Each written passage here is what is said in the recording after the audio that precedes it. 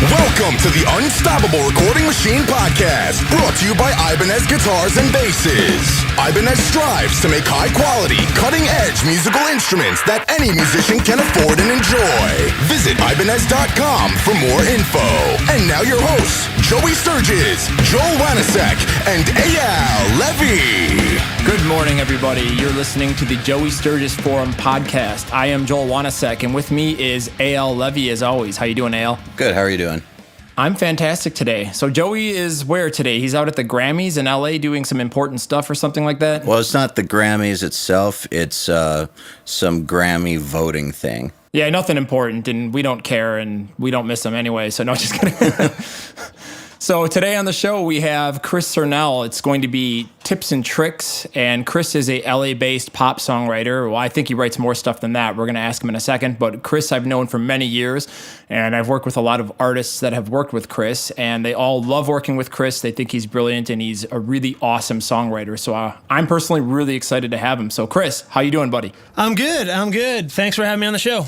So Chris, why don't you just brief everybody in our audience and tell us some of the stuff that you've worked on, and then we'll get into drilling you with questions. Okay. Back in the days, I played in a band called Escape from Earth and did a solo project called Oh Hush, both of which didn't do a whole lot, but, cut my teeth along the way. And then I started doing more songwriting and producing, and I've worked with CeeLo and Jason Derulo and J-Lo, so I got the lows covered pretty well. That's important. I mean, it's actually a pretty good market. I mean, there's some pretty hot lows. There's P-Lo, too. I got to see if I can work on that one, maybe. Not sure that's my style. This year, I just had a couple songs on a band called Hey Violet. They're signed to Capitol on 5 Seconds of Summer's label. I did 2 songs on that EP. And then I did a song with a girl named B. Miller on Hollywood. It's actually, I think it's her current single. It's called I Dare You.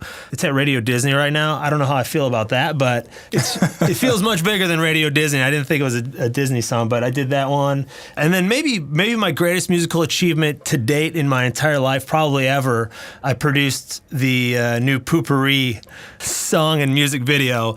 Oh, that's amazing, by the way. I watched that the other day, and I died laughing. Very well done, by the way. I mean, there was like 7 different genres in the song, and it was, maxed out the tracks twice over in Pro Tools. It was good times. So how did you go from being in a band that didn't do much, like you said, to writing for huge artists?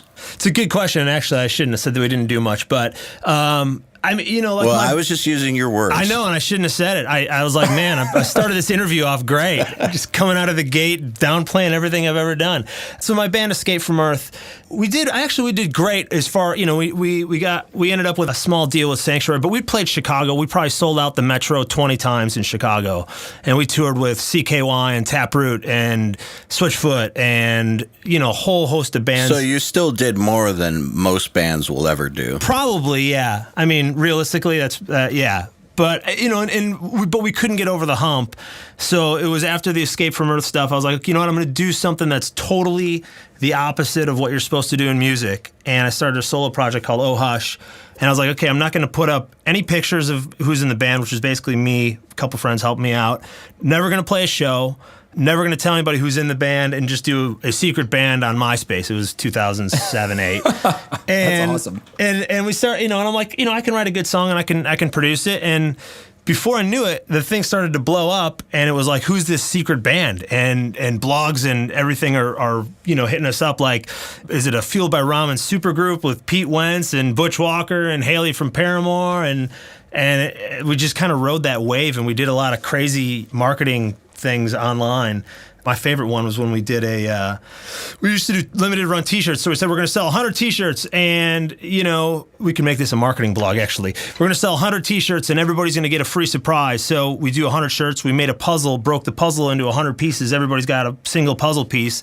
They come together online to solve some puzzle and in some blog, and it leads to a new song, and it was scavenger hunts. And that's ultimately, so the answer to this question is ultimately that Oh Hush project kind of blew up, and every label in the country wanted to, not to sign us, but at least figure out what was going on, see a show, meet us. And we were making money and having a good time with it. So it was like, I'm just going to keep rolling with this. And we finally found an A&R person, Heather Peggs. She was over at Sony at the time, I'm not sure. But anyway, she made an offer and then ultimately went over to Atlantic and pitched her boss, Mike Karen, on me. And Mike's like, listen, I'm not signing this effing secret band mystery person. But I love the songs. And would this dude be willing to do a publishing deal? So I was like, I'm done with sitting in a van and eating dirt every day and, playing in podunk towns all over the world, or not the world, the country. But so I was like, yeah, let's do this publishing deal. So that's what ultimately led to my publishing deal,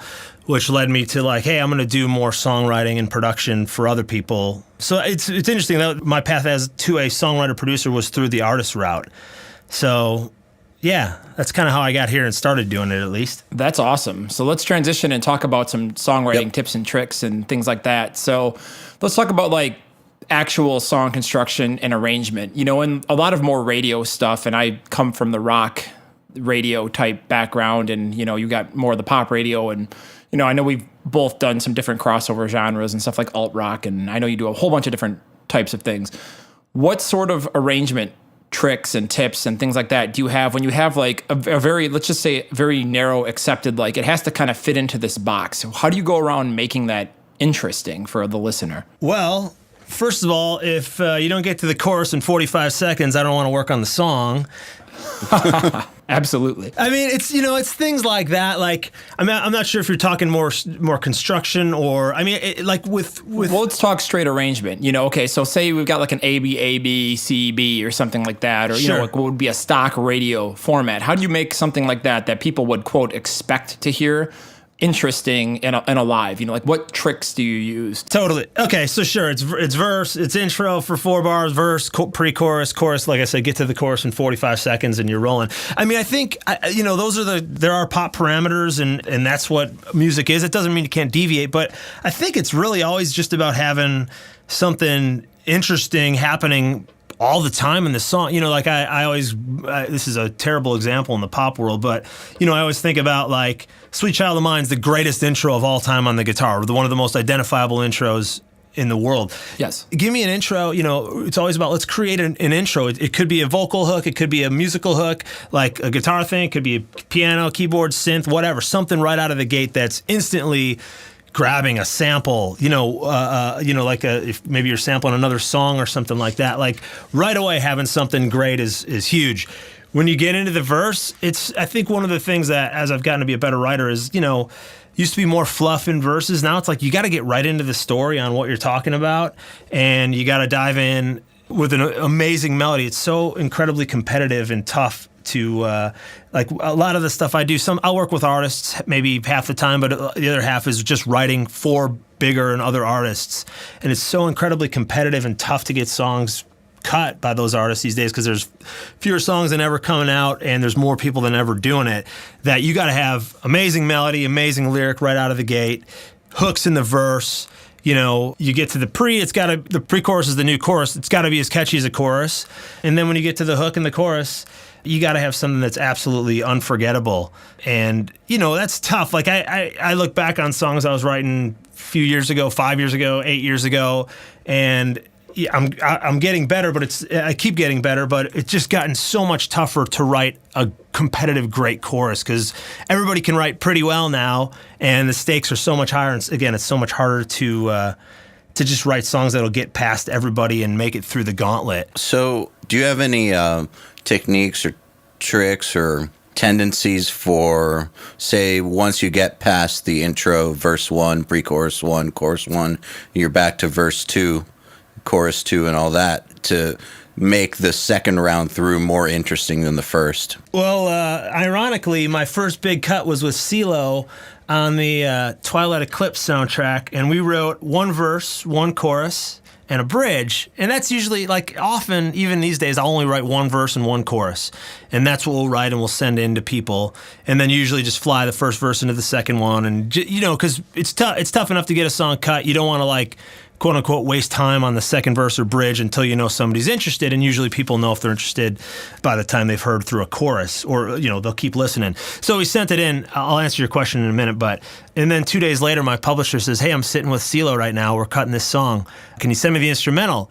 Far be it from me to bring up that we didn't write a second verse at that point, as he's sitting with CeeLo, I'm like, "Oh yeah, give us some time to work on the second verse," and then, 2 days later, they forget about the song. So we just sent it in. Anyway, that song came out with one verse. Flown to the second verse, same as the first, and we had a bridge. So actually, ironically, on that one, the way we differentiated it was musically. Once we kind of got we got that one done real quick. But second verse, maybe it's add a musical element, maybe it's strip out a musical element. You might have a guitar-driven first verse or something, or piano. Maybe you strip it in the first half of the second verse. You just go to maybe bass and drums, or maybe it drops out for 4 bars or something like that. Certainly, I think on the vocal side, a lot of times second verse is where you start adding in harmonies. Maybe you bring in an ad lib or two in the background. And lyrically, it's about pushing the story forward, unless you're me and you only write one verse and it happens to get cut that way, in which case you just write one verse, and it's so catchier the second time through, it just becomes another hook. So I don't know if that's answering your question. That's something, Chris, on a side tangent, I've always loved about 80s pop songs. Like if you listen to like Madonna, Get Into the Groove, or even like early 90s, like Paul Abdul, Cold Hearted, like every freaking melody in the song is just like this ridiculous hook. I mean, the verse, the chorus, the pre-chorus, it doesn't matter. Every single one of those is identifiable and you can sing. Totally. That's what pop music is. And it's I feel like it's even gotten, more so, like where if you don't have a hook every 4 or 5 seconds in a song, people are changing the station. And there's so many things to listen to these days that it's like, well, okay, great. I gave that song 8 seconds, but it didn't grab me, so I'm out of here. Just 8 seconds. I mean, honestly, I even was going through when I was flying home the other day. I'm going through everything, just listening to stuff. Like I give it an intro. It's like, oh, I'm not feeling that one. Crazy. I'll listen to 20 seconds and move on. Like, what am I? I'm not even sure what I'm doing.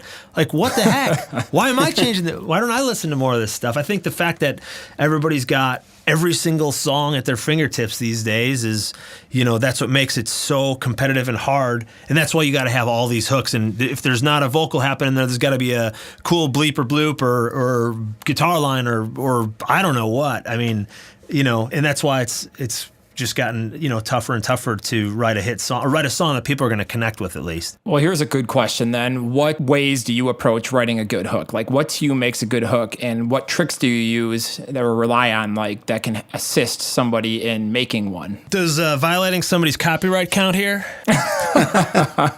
You're not the first person that we've interviewed this month who's kind of alluded to that.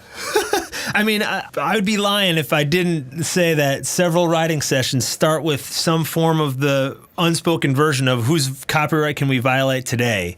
I mean, seriously, and I'm partially joking, but sometimes you do it outright on purpose. You write a song and you say, hey, we're going to sing, the chorus the right round on this song, and it's Florida, and that's a straight up one where you're actually giving credit. But people, borrow from melodies all the time, like, okay, let's kind of get something in this, the lane of this new Jason Derulo song, but let's twist it a little bit or do something a little different. I mean, that stuff happens, of course. Familiarity is super important in terms of trying to get songs past people. Usually the key is like try to be as familiar as you can without actually violating a copyright. But trick wise, I feel like the number one thing is I feel like having a title right out of the gate is probably the best thing. You're gonna have the best song if you can start off with a great title or a great concept, but generally the title's got to be there too. I feel like if you try to just start singing melodies or playing something, you might get a great melody, which I think is easier to get. You might have a great musical thing again, which is easier to get, but you're gonna have a song that's gonna just kind of not be about anything. I feel like my publisher, Mike Karen, often says that if you have an 8-hour writing session, instead of spending 1 hour on the title and concept and writing the song in 7, spend 7 hours on the title and concept, and then you'll be able to write the song in 1 and have a hit. And not many people really want to do that because the title sometimes is, everybody's got a pretty good title, but where's a special title? Where's one of those titles that really is going to grab you and you hear it and you go, oh, that's already a hit song even when you just hear the title. So when I start a writing session, first question I'll throw out to people is, anybody got any good titles? I have probably 2,000 titles on my phone at any given time. That's amazing. Of which I'm excited about one or two, maybe, tops. I usually have to just start reading them off to people to see if, what grabs other people. I feel like that's, it's just like anything you create or work on, you get lost. It's like, you can't tell if it's good anymore and you lose perspective. But having a huge batch of titles is huge. And then sometimes I'll have a title, kick it to somebody, and they'll have a better twist on it. Or, I wanted it was it might have been a sort of a negative title that somebody can flip into a positive way, and suddenly that's a fresh angle on it. To me, that's huge, though. If you can have a great title, you know what you're singing, you know what your song's going to be about, everything else is way easier to do after that. And like I said, not everybody does that approach, but to me, every song that I've done that way is generally, it's generally just going to be a stronger song. Then other than that, it's repetition in space. In a pop song, in country, they write these, choruses that are 600 words long, and you get to the title at the end, like, man, give me 5 words in a title and repeat it 4 times. We're never getting back together or something. Those titles work for days. Like, when you listen to it, it's 1 or 2 lines and you repeat it. And that makes it catchier. It's easier to remember stuff with fewer. One of my phrases I like to use is less lyrics equals more money. So, that's great. The less lyrics you have, the easier it is to remember, the more catchy it is. So you put, a catchy melody with a handful of lyrics or a couple lines, repeat it a few times. That's how you get a hit song. So hey, get jiggy with it, right? Exactly. That's what I'm saying. Like you get when they had Get Jiggy with it, they're like, man, maybe we got this dope. Maybe they didn't even think of that way, but it was we got something. Nah. Boom. Get jiggy with it. Done. Hit. Write the check, right? Yeah, right. It's funny because some people think like, it's easy to write a pop song. It's one stupid line repeated 5 times or 4 times, and But coming up with those lines that are magical with the melody that's really catchy and putting it all together is I think where the money's made, which goes back to spend 7 hours on the concept and title, and then you can write the song in 1 hour. I've argued for years that writing a pop hit is way harder than writing the most technical, ridiculous song. Unless you're like composing an entire symphony orchestra or, something ridiculous. But I'm not talking about like coming from a metal background, everybody's like, if it's not in 20 time signatures and you don't string together 80 riffs that don't go together. Like, to me, that stuff was way easier to write like a Dream Theater song than it is to write a number one, because even if you write a number one, you still have to market it, get it out there, brand it, image it, get it through the gatekeepers, and getting 20 people to agree on a song being a hit in an office is an incredible task sometimes. Yeah, well, in metal, you can use technicality as a crutch. Absolutely. Yeah. You're right. I think that one of the things you kind of allude to is putting 20 random guitar lines together. I have 20 riffs. I have 20 titles everywhere. Like everybody's got that. The really hard part is making it cohesive and clear and concise the whole way. Like that's one of the pitfalls of songwriting is, you've got this song and then it's like, wait, the lyric, it's either got too much information, it goes in a different direction, it gets weird. It's, there's all sorts of different things. And it's like, man, writing a really clear, concise song that you can summarize in one sentence is super, super hard, and absolutely. Yeah. People all the time go, oh man, you just write those disposable pop songs. Like, what do you guys just sit down for a couple hours and write 2 or 3? It's like, no, you sit around for 8 hours, try to write a verse and chorus, and then come back to it a few days later. Sometimes they come quickly or sometimes it takes longer. But yeah, I feel like it's harder to be within all the parameters of what pop music needs to be. And then, like you said, running it through the gauntlet of you first got to get it through your publisher or somebody, then a manager, then an A&R person. Then they have to play it for their boss. They have to play it for their boss's boss. Then it's going to go to the artist. Artist is probably not going to like it. The label's going to have to, every cut that you get is a miracle these days. It's seemingly impossible every time you go, how am I going to actually get this thing cut? And then when it comes out, you're like, man, the amount of stars that had to align for this thing to happen is absolutely crazy. So it makes you wonder, like, some of the songs that are amazing that just never see the light of day. I think of some of the artists that I've worked with over my career, and sometimes I'll write like a really cool song with a band, and then the band will break up in a week and they'll just never get off the ground, or they'll kick out the singer, and it's just kind of depressing in a way. So, totally. Your catalog, I'm sure, has 100 songs that are great that never will be heard. In my catalog, I go through it, I'm like, man, there's a lot of seeming hit songs in here, and people are just never going to hear it, which is part of why I keep my artist side alive a little bit. Like, okay, you know what, there's still opportunities to put this out myself and get songs out there. Or that's where one of the other things I've done is trying to write more directly with artists. When you do that, there's a better chance it's going to come out than when it's through a label where you have to go through all the hoops. And sometimes it's just like, you feel like as a songwriter, like, man, I wrote 150 songs this year and, 4 of them came out. Like, okay. And you're like, yeah. And that's a good percentage. When you were working with Mechanical Kids back in the day, it's a band that I had developed and gotten signed and worked with, and then, they went to a bunch of songwriters, and that's how I actually met Chris. This is many years ago, like 2008 or 9. Did you ever hear the song Love Like Thriller? Yes, I did. I didn't work on that one, but I heard it. That song to me was always like, I couldn't believe the label didn't think that was a single. I'm like, that's a hit. I mean, that song is amazing. The hook on that is retarded. When I play that for people, because I have it on my hard drive, because I love the song so much, they're like, oh my God, that song's ridiculous. Like, why is that not released? And that's just being a perfect case in point example of an amazing song that unfortunately no one will ever hear unless somebody picks it up and cuts it. Sure. I mean, even the whole album that Sean did and stuff I worked on with him, stuff you worked on with him, it's just sitting. I mean, it's sitting on my hard drive, your hard drive, and his, and like there was a lot of great music. I mean, no one will ever hear those songs, and there's some incredible songs. Totally, and it's like, man, and that's where, like, some days when I think about that, I go, man, it's a little depressing if you start to think about it too much. Like, boy, I wrote literally, like, this year I'm probably at 120 songs or something, and I've had, like, maybe like 6 come out, or 5 or 6 or 7. I mean, which is that's a pretty good percentage. 6 cuts in a year, major label it's pretty solid. I'm feeling good about it, but I'm like, the other, maybe half of those 100 and whatever are mediocre or whatever, not good enough. But so let's talk about the amount of songs that you write in order to get to good ones, or ones that other people think are good. So you're saying that it's basically like 1% of your songs or less that actually make it through. I mean, it's totally possible that I just suck too. So 1%, maybe not quite right. I would say it's like 5 or less, though. 5% or less is probably about the number. I also sometimes just make beats and tracks, so that's a different world. I mean, it's the same world, but it's also a little bit different. I might write 70, 80 songs and then do 30, 40 tracks or something like that. Tracks have a little bit different kind of life. You can kind of write to them multiple times and all that. But at the end of the day, percentage-wise, yeah, I mean, 5% would be a great year. I think my publisher just sent around an email. He said a girl wrote 250 songs last year, and he said of the first 50, none of them were good. The second 50, like 2 or 3 were good. Third 50, 4 or 5. Next 50. Anyway, I think he said he placed 13 of her 250 songs.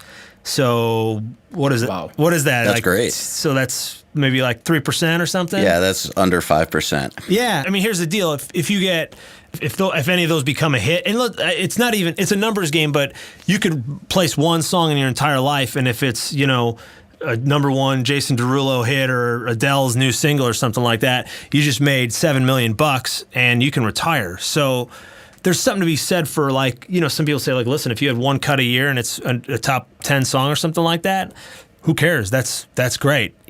As a songwriter, you might want to kill yourself the other 364 days that you wrote songs that didn't get placed. But, you could also have 100 cuts that make, these days, if you have an album cut, and you're just a writer, not a producer, you're not making a whole lot of money. So it's, you might get 100 cuts and you make $50 a cut because the album sold 10,000 copies. So how often do you write? Almost every day? I was going to ask that too, because he's got a really cool routine that at least Sean Bowe, who's a mutual friend of ours, told me that, Chris, you write a song every day, right? Yeah, I'm writing every day. So it could, like I said, it could be making tracks. I felt like I was writing too many songs and not making enough tracks recently, so I've been kind of shifting the focus. But I work 5.5, 6 days a week, and I'm either in a writing session with other people, finishing. Since I produce as well, some days are like, I'll give you an average week. It might be write on Monday, a song from scratch. Tuesday, build the track, mix it, put it together, finish it. Wednesday, make a beat. Thursday, write a song with somebody to that beat. And then Friday, maybe go have a session with an artist or something like that and just write a rough one. And then maybe the work tape's good enough to play for people or something like that. So because I produce and do a lot of production as well. Maybe an extra day I'm still working, but I'm maybe finishing the song I wrote from the day before. So with the amount of work that you put out, I'm sure you're not always feeling 100% inspired. How do you get around writer's block, or how do you just keep it fresh all the time, or do you just write no matter what because it's a discipline and a habit, and some days are good and some are whatever? I think it's partially what you just said. It's just showing up every day. Like I said, I think a couple of the things that are super helpful are having 1,000 or 2,000 titles in a Evernote that I can look at any given point. I also just have like a list of inspiring songs. Like every time I hear something, I'm like, man, that's kind of cool. Maybe if I took the drums from that song, like that drum groove, and put it to a ukulele, not a ukulele, whatever, over that, or and I'll have like a list, or I also have a huge library of songs to sample.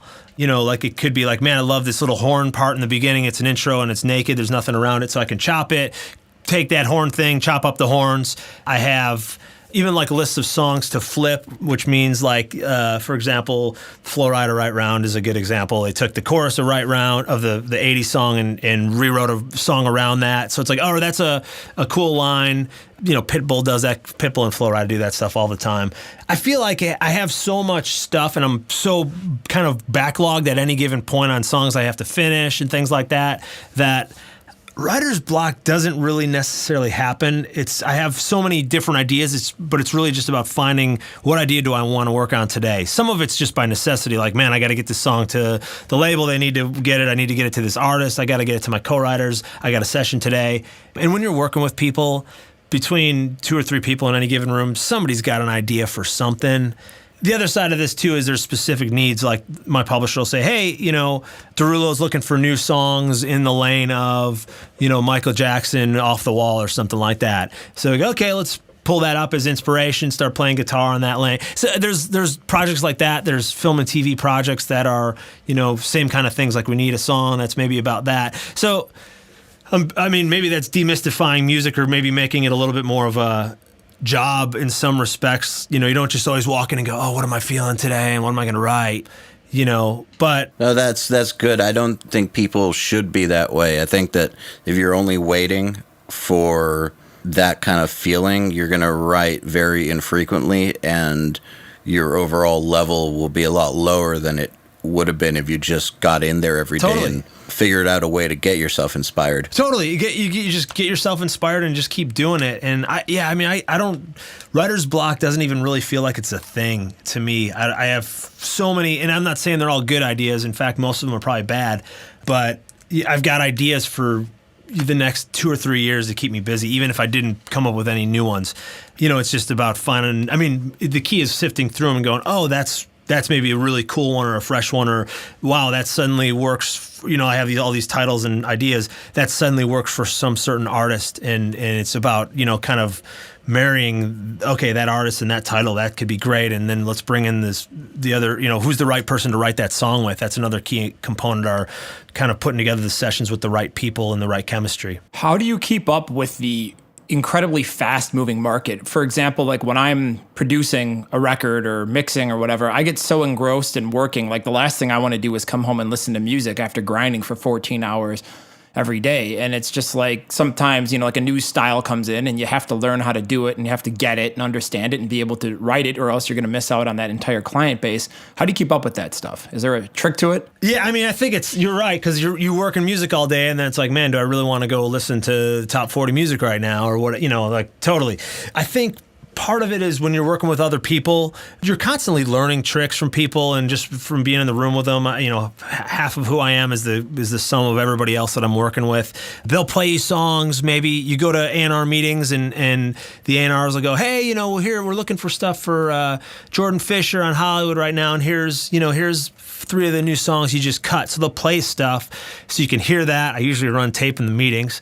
Don't tell anybody. Oh, darn. Podcast. I'm in trouble now. But, it's hearing what labels, having them play you songs. My publisher's great. He sends around a monthly letter that's basically like, hey, this is what we're listening to. And there's like 7 people at the company, 8 people. Here's what we're listening to. This is what we think is cool. These are what we think are going to be the next trends. And, you know, and A&R people, that's their job, is to figure out what the next trend's going to be. You know, sign the next thing, and you have songwriters working on the stuff that's one of the things.